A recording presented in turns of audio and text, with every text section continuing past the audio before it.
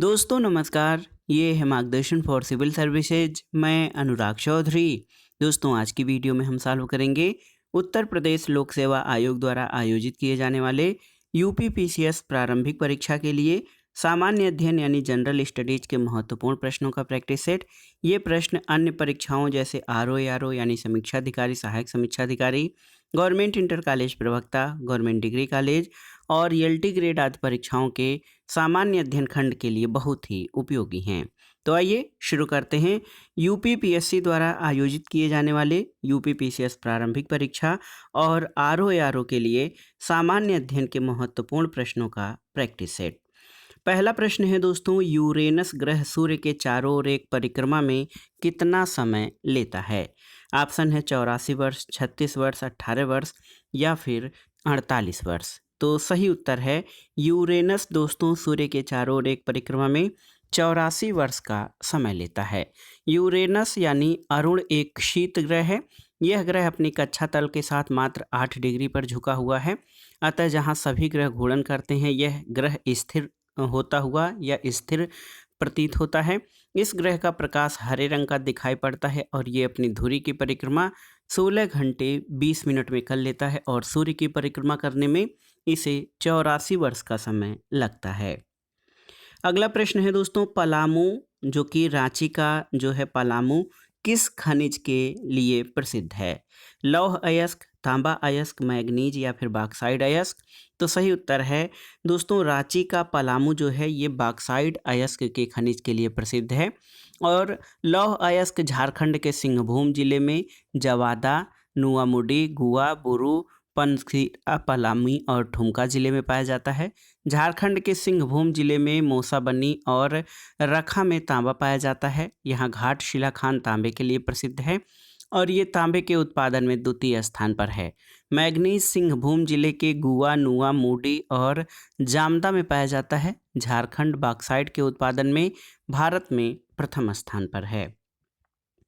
अगला प्रश्न है दोस्तों, इवनिंग स्टार या सायं का तारा किस ग्रह को कहते हैं? तो सही उत्तर है शुक्र यानी वीनस को। शुक्र पृथ्वी के सर्वाधिक निकट स्थित ग्रह है। इस ग्रह का आकार और द्रव्यमान पृथ्वी के आकार और द्रव्यमान के लगभग बराबर है, इसलिए इसे पृथ्वी का जुड़वा बहन भी कहा जाता है। इस ग्रह को सांध्य तारा यानी सायंकाल का तारा और भोर का तारा भी कहा जाता है। शुक्र ग्रह का कोई उपग्रह नहीं है। अगला प्रश्न है, भारत में कार्यपालिका अध्यक्ष कौन होता है? तो आप जानते हैं राष्ट्रपति। तो भारतीय संविधान का अनुच्छेद 52 ये उपबंधित करता है कि भारत का एक राष्ट्रपति होगा। अनुच्छेद ये भी कहता है कि संघ की कार्यपालिका शक्ति राष्ट्रपति में निहित होगी और इसका प्रयोग वह संविधान के अनुसार या तो स्वयं या अधीनस्थ अधिकारियों के द्वारा करेगा। तो भारत के कार्यपालिका का अध्यक्ष राष्ट्रपति होता है। अगला प्रश्न है, एस्किमो कहाँ के निवासी हैं? कनाडा, मंगोलिया, मलाया या श्रीलंका। तो सही उत्तर है कनाडा। दोस्तों एस्किमो उत्तरी क्षेत्र के चारों ओर ग्रीनलैंड से लेकर पश्चिम में अलास्का और बेरिंग जलडमरू मध्य के पास साइबेरिया के उत्तरी पूर्वी क्षेत्र तक एक पतली पट्टी के क्षेत्र में पाए जाते हैं और इस प्रकार ठंडे ध्रुवीय प्रदेशों में अत्यंत प्रतिकूल दशा में निवास करने वाले एस्किमो वास्तव में कई ठंडे देशों में निवास करते हैं। अगला प्रश्न है, गल्फ स्ट्रीम क्या है? खाड़ी में एक नदी, एक महासागरीय धारा, जेट स्ट्रीम का दूसरा नाम या एक धरातली हवा। तो सही उत्तर है महासागरीय धारा। दोस्तों गल्फ स्ट्रीम जो है एक गर्म महासागरीय धारा है और ये न्यू फाउंडलैंड के लेब्राडोर नामक ठंडी धारा से मिलकर संसार के सर्वाधिक सघन कोहरे वाले क्षेत्र का निर्माण करती है। तो गल्फ स्ट्रीम दोस्तों ये एक गर्म महासागरीय जलधारा है। अगला प्रश्न है, भारत में कौन सा कृषि वित्त का स्रोत नहीं है? आपको बताना है। सहकारी समितियां, व्यापारिक बैंक, ग्रामीण क्षेत्र बैंक या इनमें से कोई नहीं। तो सही उत्तर है व्यापारिक बैंक यानी कमर्शियल बैंक। दोस्तों भारत में कृषि वित्त के स्रोतों के रूप में प्रश्नोक्त सभी 3 निकाय सहकारी समितियां, व्यापारिक बैंक और क्षेत्रीय ग्रामीण बैंक शामिल हैं। तो आप देख सकते हैं ऐसे कृषि वित्त का बड़ा स्रोत व्यापारिक बैंक नहीं है। तो याद रखिएगा, ऐसे तो आप जान लीजिए कृषि वित्त के स्रोतों में सहकारी समितियां, व्यापारिक बैंक, क्षेत्रीय ग्रामीण बैंक और ये सभी कृषि वित्त के स्रोत में शामिल हैं। लेकिन अगर जो आप देखें मुख्य रूप से तो व्यापारिक बैंक कृषि वित्त के स्रोत के अंतर्गत नहीं आते हैं। अगला प्रश्न है, पिग्मी कहाँ के निवासी हैं? तो सही उत्तर है पिग्मी अफ्रीका महाद्वीप के कांगो बेसिन, देखिए कांगो बेसिन में रहने वाली जनजाति है और पिग्मी लोग सघन वनों में निवास करते हैं। अगला प्रश्न है दोस्तों, किस वर्ष में भारतीय मूल्य का महीने में 2 बार अवमूल्यन यानी डीवैल्यूएशन किया गया था? तो सही उत्तर है 1991 में। दोस्तों अवमूल्यन क्या है? तो अवमूल्यन से तात्पर्य देश की मौद्रिक इकाई के मूल्य को विदेशी मुद्रा के सापेक्ष जानबूझकर कम करना है और अवमूल्यन से विदेशी बाजारों में निर्यात सस्ता हो जाता है और घरेलू बाजार में आयात महंगा होता है। तो इस तरह से निर्यात अधिक और आयात कम हो जाते हैं। भारत में रुपए का 3 बार अवमूल्यन किया गया है। पहली बार सितंबर 1949 में, दूसरी बार 6 जून 1966 को और तीसरी बार 15 जुलाई 1991 को। अगला प्रश्न है दोस्तों, भारत में नोट निर्गमन प्रणाली आधारित है किस पर? आनुपातिक कोष प्रणाली, न्यूनतम कोष प्रणाली, स्थिर विनिमय प्रणाली या पूर्ण परिवर्तनशीलता प्रणाली? तो सही उत्तर है न्यूनतम कोष प्रणाली यानी मिनिमम रिजर्व सिस्टम पर। तो सही उत्तर हो जाएगा भारत में नोट निर्गमन प्रणाली ये न्यूनतम कोष प्रणाली अथवा न्यूनतम निधि पद्धति पर आधारित है। ये पद्धति रिजर्व बैंक ने 1957 में अपनाई थी और इस पद्धति के अंतर्गत रिजर्व बैंक के पास स्वर्ण और विदेशी ऋण पत्र कुल मिलाकर किसी भी समय 200 करोड़ के मूल्य से कम नहीं होने चाहिए। अगला प्रश्न है दोस्तों, भारत के लिए किस देश से सर्वाधिक एफडीआई यानी प्रत्यक्ष विदेशी निवेश आता है? सिंगापुर, जापान, ओपेक या इंग्लैंड से? तो दोस्तों 2021-22 के आंकड़ों के अनुसार भारत में सर्वाधिक प्रत्यक्ष विदेशी निवेश सिंगापुर से प्राप्त हुआ है। दूसरे स्थान पर यूएसए का जो है दूसरे स्थान पर यूएसए रहा है प्रत्यक्ष विदेशी निवेश में। तो याद रखिएगा जो नवीनतम 2021-22 के आंकड़े हैं उसमें सिंगापुर प्रत्यक्ष विदेशी निवेश के मामले में प्रथम स्थान पर रहा है। अगला प्रश्न है, भारत में पंचायती राज प्रतिनिधित्व करता है किसका? शक्तियों का विकेंद्रीकरण, लोगों की हिस्सेदारी, सामुदायिक विकास या उपर्युक्त सभी? तो सही उत्तर क्या है दोस्तों, भारत में पंचायती राज शक्तियों के विकेंद्रीकरण यानी डिसेंट्रलाइजेशन से संबंधित है। अगर पंचायती राज के उद्देश्यों की बात करें तो इसमें शक्तियों का विकेंद्रीकरण, हिस्सेदारी, सामुदायिक विकास ये सभी हो जाएगा। लेकिन अगर पंचायती राज के प्रतिनिधित्व कर देखा जाए तो ये शक्तियों के विकेंद्रीकरण यानी डिसेंट्रलाइजेशन पर आधारित है। अगला प्रश्न है, भारतीय अर्थव्यवस्था का कौन सा क्षेत्र सकल राष्ट्रीय उत्पादन में सबसे अधिक योगदान करता है? प्राथमिक, द्वितीयक, तृतीयक या सार्वजनिक? तो सही उत्तर है ऑप्शन सी तृतीयक या सेवा क्षेत्र दोस्तों भारतीय अर्थव्यवस्था में सर्वाधिक योगदान करता है। तृतीयक क्षेत्र जो है सबसे अधिक योगदान इसका 56% से अधिक है। अगला प्रश्न है, भारत छोड़ो आंदोलन कब शुरू किया गया था? तो उत्तर है 8 अगस्त 1942 को भारत छोड़ो आंदोलन शुरू किया गया था और इसी आंदोलन के दौरान गांधी जी ने करो या मरो का नारा दिया। भारत छोड़ो आंदोलन के प्रस्ताव को कांग्रेस कार्य समिति ने 14 जुलाई 1942 को अपनी वर्धा समिति की बैठक में पारित किया था। अगला प्रश्न है दोस्तों, फॉरवर्ड ब्लॉक की स्थापना किसने की? तो उत्तर है सुभाष चंद्र बोस ने और ये वर्ष था 1939। दोस्तों 1939 में सुभाष चंद्र बोस ने कांग्रेस का अध्यक्ष पद त्यागने के बाद फॉरवर्ड ब्लॉक नामक राजनीतिक दल की स्थापना की थी। अगला प्रश्न है, कांग्रेस सोशलिस्ट पार्टी की पहली बैठक हुई थी कहाँ पर? दिल्ली, नासिक, पटना या फिर लाहौर में?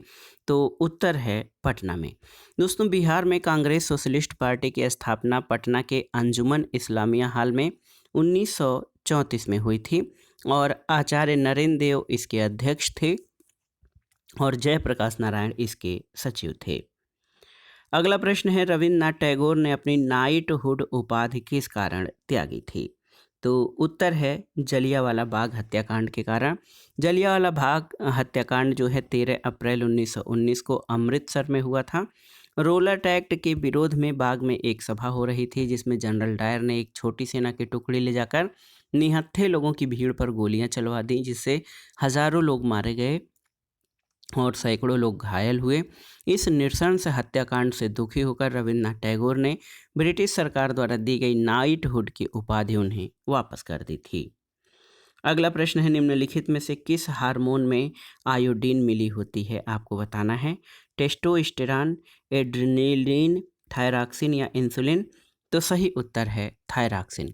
दोस्तों, थाइपोथायरायडिज्म या अवटु अक्रियता का जड़ मानवता मनुष्य और जानवरों में एक रोग की स्थिति है जो थायराइड ग्रंथ के थायराइड हार्मोन के अपर्याप्त उत्पादन के कारण होता है। इस हार्मोन में आयोडीन मिली होती है। तो सही उत्तर है, किस हार्मोन में आयोडीन मिली होती है? तो उत्तर है थायरॉक्सिन। सही उत्तर है थायरॉक्सिन हार्मोन में आयोडीन मिली होती है। अगला प्रश्न है, कौन सा जो शरीर का पार्ट है ये शरीर का तापमान नियंत्रित करता है? देखिए, मेडुला, थैलेमस, हाइपोथैलेमस या सेरेबेलम? तो सही उत्तर है दोस्तों, शरीर का ताप हाइपोथैलेमस के द्वारा नियंत्रित किया जाता है। मानव शरीर का तापमान 98.6 डिग्री फ़ारेनहाइट यानी 37 डिग्री सेल्सियस होता है। अगला प्रश्न है दोस्तों, विद्युत शक्ति की इकाई क्या है? एम्पियर, वोल्ट, कूलाम या वाट? तो सही उत्तर हो जाएगा वाट। दोस्तों देखिए, विद्युत शक्ति या विद्युत परिपथ में ऊर्जा के क्षय होने की दर को कहते हैं और इसका SI मात्रक वाट होता है। अगला प्रश्न है, निम्नलिखित में से कौन सा एक तत्व नहीं है? धातु, अधातु, गैस या उपधातु? तो सही उत्तर है गैस। दोस्तों देखिए, बहुत ही महत्वपूर्ण प्रश्न है। गैस पदार्थ की 3 अवस्थाओं में से एक अवस्था का नाम है।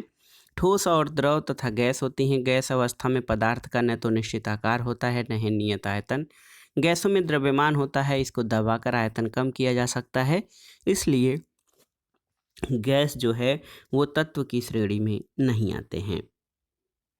अगला प्रश्न है दोस्तों, ऑक्सीजन अनुपस्थित होता है किसमें? केरोसिन में, कांच में, मिट्टी में या सीमेंट में?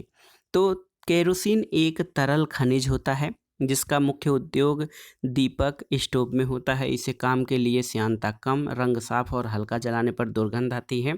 इसमें ऑक्सीजन अनुपस्थित होती है। अगला प्रश्न है, ग्रीन हाउस गैसों के मुख्य घटक क्या हैं? देखिए, carbon dioxide, methane, nitrous oxide या ओजोन? तो सही उत्तर क्या हो जाएगा दोस्तों? ग्रीन हाउस गैस के वातावरण या जलवायु में परिवर्तन और भूमंडलीय तापन के लिए उत्तरदायी होती है। इसमें सबसे ज़्यादा उत्सर्जन carbon dioxide, nitrous oxide, methane और दोस्तों देखिए, मीथेन, क्लोरोफ्लोरोकार्बन वाष्प, ओजोन आदि करती है। और ऐसे तो देखा जाए ग्रीन हाउस गैसों का मुख्य घटक जो है ये कार्बन डाइऑक्साइड है, लेकिन ये सभी गैस आप जान लीजिए कि ग्रीन हाउस गैसों में शामिल हैं। अगला प्रश्न है, सैयद अकबरुद्दीन के पहले संयुक्त राष्ट्र में भारत का अस्थायी प्रतिनिधि कौन था? तो सही उत्तर है अशोक कुमार मुखर्जी। अशोक कुमार मुखर्जी सैयद अकबरुद्दीन के पहले संयुक्त राष्ट्र में भारत के अस्थायी प्रतिनिधि थे। वर्तमान में आप याद रखिएगा रुचिरा कंबोज। रुचिरा कंबोज जो हैं ये भारतीय विदेश सेवा के अधिकारी हैं। ये वर्तमान में संयुक्त राष्ट्र में भारत की अस्थायी प्रतिनिधि हैं। अगला प्रश्न है, डच ईस्ट इंडिया कंपनी ने किस वर्ष अपनी फैक्ट्री पटना में स्थापित की थी? तो सही उत्तर है 1632 में। अगला प्रश्न है दोस्तों, अपने शिलालेखों में अशोक सामान्यतः किस नाम से जाने जाते हैं? चक्रवर्ती, प्रियदर्शी, धर्मदेव या धर्मकीर्ति? तो सही उत्तर है प्रियदर्शी या देव नाम प्रियदर्शन। दोस्तों, अशोक सम्राट जो है मौर्य सम्राट अशोक बिंदुसार का पुत्र था। उसने राजगद्दी पर बैठने के बाद देव नाम प्रियदर्शन यानी देवताओं का प्यारा की उपाधि धारण की थी। और अशोक ने अपने राज्याभिषेक के 8वें वर्ष 261 ईसा पूर्व में कलिंग पर आक्रमण किया, जिसमें 1 लाख से अधिक लोग मारे गए। वहीं से उसका हृदय द्रवित हुआ और उसने भेरी घोष को त्याग कर धम्म घोष को अपनाया और साथ ही साथ बौद्ध धर्म ग्रहण किया और अहिंसा का मार्ग अपना लिया था। अगला प्रश्न है, मुगल चित्रकला किसके नेतृत्व में अपने शीर्ष बिंदु पर थी? तो सही उत्तर है जहांगीर के। दोस्तों, सलीम यानी जहांगीर का जन्म शेख सलीम चिश्ती की कुटिया में राजा भारमल की पुत्री मरियम उज जमानी के गर्भ से हुआ था। जहांगीर ने आत्मकथा तुझके जहांगीरी की रचना की। इसके शासनकाल को चित्रकला का स्वर्णकाल कहा जाता है और जहांगीर स्वयं एक बड़ा चित्रकार था। अगला प्रश्न है, 1930 में महात्मा गांधी ने सविनय अवज्ञा आंदोलन कहाँ से प्रारंभ किया था? वर्धा, दांडी, सेवाग्राम या साबरमती? तो सही उत्तर है साबरमती। दोस्तों, महात्मा गांधी ने 12 मार्च 1930 को साबरमती आश्रम से दांडी यात्रा की शुरुआत की।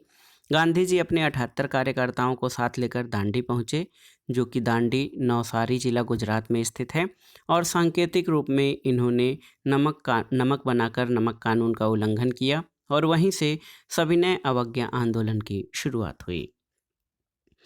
अगला प्रश्न है, भारत के विभाजन के समय भारतीय राष्ट्रीय कांग्रेस के अध्यक्ष कौन थे? तो आसान सा प्रश्न है, आप जानते हैं, JB कृपलानी। दोस्तों, भारतीय राष्ट्रीय कांग्रेस की स्थापना 1885 में ह्यूम के द्वारा बम्बई में की गई थी और भारत विभाजन के दौरान भारतीय राष्ट्रीय कांग्रेस के अध्यक्ष JB कृपलानी थे। अगला प्रश्न है, निम्नलिखित में से कौन सा देश जो है ये भौगोलिक क्षेत्र की दृष्टि से सीमा रहित सबसे बड़ा देश है? न्यूजीलैंड, फिलीपींस, जापान या क्यूबा? तो इसमें आप देख सकते हैं जापान। दोस्तों, जापान का क्षेत्रफल इन विकल्पों में सर्वाधिक है क्योंकि जापान का क्षेत्रफल 3,77,973 वर्ग किलोमीटर है और ये द्वीपीय देशों में सबसे बड़ा देश है। तो दोस्तों, ये था आज का वीडियो। UPPCS यानी उत्तर प्रदेश लोक सेवा आयोग द्वारा आयोजित किए जाने वाले UPPCS प्रारंभिक परीक्षा, RO GIC प्रवक्ता, गवर्नमेंट डिग्री कॉलेज और LT ग्रेड आदि परीक्षाओं के सामान्य अध्ययन खंड के लिए महत्वपूर्ण प्रश्नों का प्रैक्टिस सेट। दोस्तों, ये प्रश्न उत्तर प्रदेश लोक सेवा आयोग द्वारा आयोजित परीक्षाओं के अतिरिक्त उत्तराखंड, बिहार, राजस्थान, MPPCS द्वारा आयोजित परीक्षाओं के लिए बहुत ही उपयोगी है। आप इन प्रश्नों का उपयोग अन्य परीक्षाओं के लिए भी कर सकते हैं। वीडियो आपको कैसा लगा हमें कमेंट बॉक्स में ज़रूर बताइएगा। वीडियो को लाइक करें, शेयर करें और इस चैनल मार्गदर्शन फॉर सिविल सर्विसेज को सब्सक्राइब करें। वीडियो देखने के लिए धन्यवाद दोस्तों। नमस्कार।